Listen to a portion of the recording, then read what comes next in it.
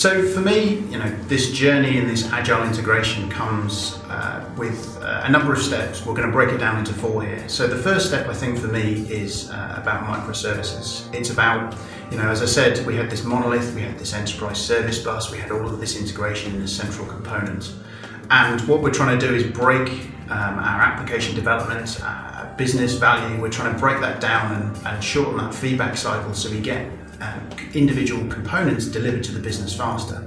So we're trying to make those components smaller, and we're trying to deliver that in a microservices fashion. So that's changes around people and process. As I said, built on the Red Hat Fuse technologies in there as well. And then that brings us to, once we've done these microservices, we've done these development phases, how do we get that from our development teams into production? And for me, the Agile Integration, one of the foundation technologies this is being built on is all around containerization. How do we then deliver the development changes that people have made into a platform that's able to run them? And for me, that's all built on Red Hat OpenShift. So this is how do we take, join my developers and operations and give them a common language to talk about. The third component on top of that then is about API management. How do we expose these and how do we provide kind of business logic without embedding that into the individual application components? And by business logic, I don't mean the transformations themselves, but we might have some need to monetize, to secure, to provide some higher level kind of management functions of these components.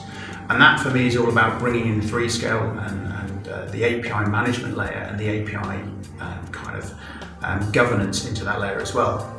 And lastly, is about how do we then make it easier for developers to actually get access to these components, and then provide, developers are scarce resources in some companies, so then we've got some developers, but how do we make it simpler as well so some of the business people can actually provide value as well? And that's where you've got Fuse Online, where we have services now where developers no longer need to be involved for certain simple integrations, and you can actually give the lines of business access to a platform where they can actually compose their very simple integrations at the high level.